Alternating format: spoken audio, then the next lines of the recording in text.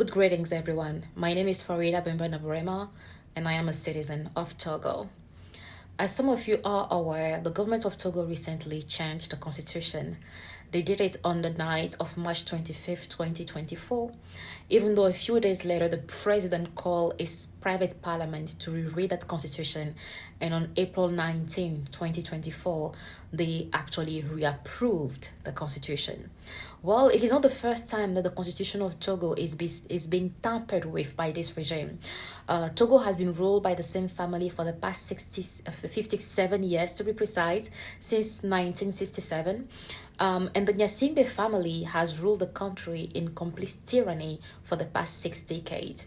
The recent change in the constitution has only one purpose: to help the regime consolidate power and maintain themselves in power indefinitely.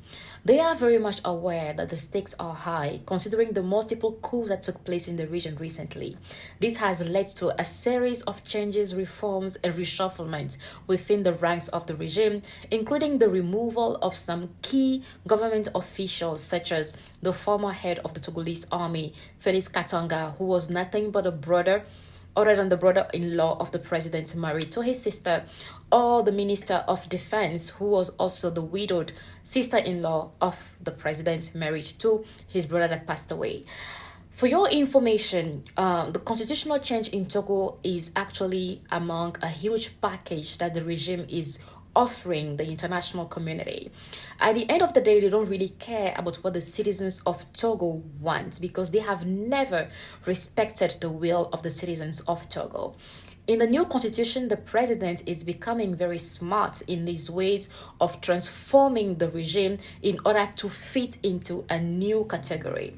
First of all, they are trying to get the world to think that Togo will have a change of government, because under the new proposed constitution, they are creating a new position, which they are calling President of Council of Ministers. So we will have a president of the republic whose powers have been completely weakened, and then we'll have a president of the council of ministers who will act like a prime minister and will have full authority over the government. Now, the president of council of ministers will be the one to designate 1/3 of the members of the Senate, literally cancelling the system of check and balances, because first of all, we didn't have a Senate in Togo. They are reintroducing it now in the upcoming constitution and elections, and they will have the ability as the head of state to appoint 1/3 of the members of that Senate.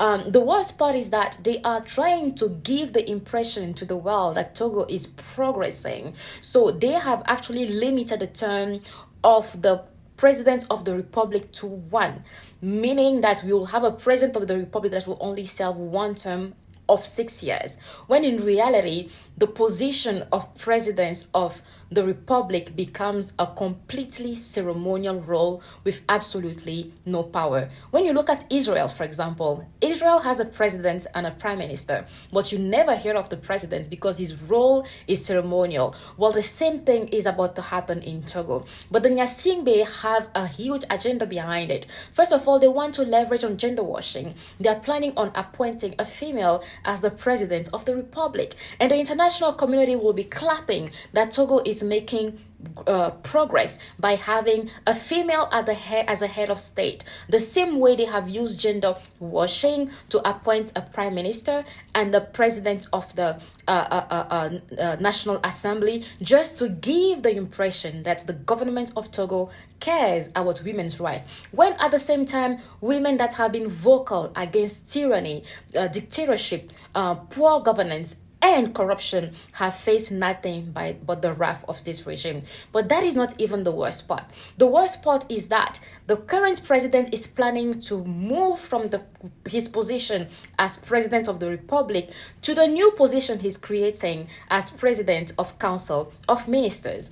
And the only requirement for him to be the president of council of ministers is to assure that he has majority, his party has majority in the parliament. Now, he will not need to be appointed or elected by the citizens of Togo. As long as his party maintains majority over the parliament, then automatically he will be the ruler of Togo. But here is the worst part. They have used gerrymandering by attributing far more seats to the electoral communities that are favorable to the regime to ensure that they have an advantage over the coming legislative election. And to make matters even worse, the day after orchestrating this constitutional coup, the scheduled elections to take place within less than a month, literally giving barely a few weeks to the citizens of Togo to understand what is happening and to even grasp the nature of the new elections that they are being asked to vote in. So next week, Togo is heading to the poll, and the entire world is thinking we are having parliamentary elections. But in reality, we are also having presidential elections, because whoever wins those parliamentary elections is going to have the say in who is going to lead Togo for the coming years. So Faure Gnassingbé is suppressing the 2025 scheduled presidential elections. He no longer wants to be elected. They have simply decided to revoke from the citizens of Togo their right to directly choose and elect their presidents. We haven't really been able to do so anyway since independence, but at least the illusion that we can vote gives a certain level of hope to citizens as they see every electoral situation or every presidential election as an opportunity for them to challenge the system and demand change. But even that is taken away from us. You know, when the coup occurred in Togo, there was a popular saying that it doesn't just hurt that they changed the constitution without consulting the citizenry, but they managed to do so when we were sleeping, because the members of parliament, of this current parliament, whose mandate expired actually since December 31st, 2023, gave themselves the audacity to change our constitution at midnight when the whole nation was asleep. We were not just sleeping physically, we were also sleeping politically, because over the past 5 years, the regime in Togo has managed to completely capture the state. Protests have been banned in Togo for over 5 years now. Even simple gatherings and press conferences have been banned. In the aftermath of the passing of this new constitution, all the gatherings and protests and even meetings that opposition leaders and civil society organizations has called for have been systematically banned by the regime.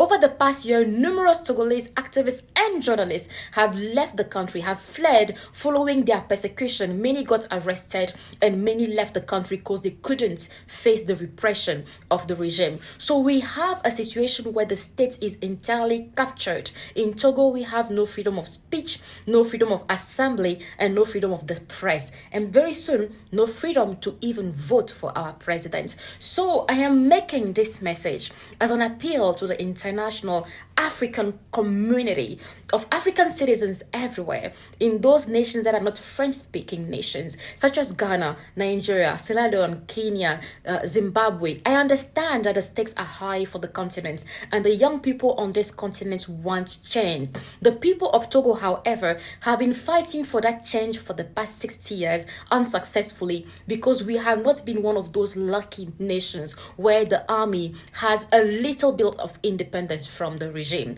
The regime is the army, and the army is the regime. Our fate is sealed under a very brutal and repressive apparel. But we are not giving up. We continue to resist, and you will be hearing from the masses of Togo. What we want from you is to be in solidarity with the people of Togo, is to not fall for the massive propaganda that they are about to unleash next week by giving the impression that Togo will be having a new president. We are not having a new president. You are just having a rebranding of the current dictatorship of the Gnassingbé. I believe that we all on this continent deserve to live in liberty and dignity, and the people of Togo have fought hard enough to deserve it, and we want to continue benefiting from your solidarity, to speak on our behalf, to stand with us in our struggle for freedom in Togo. Thank you so much, Faure Gnassingbé.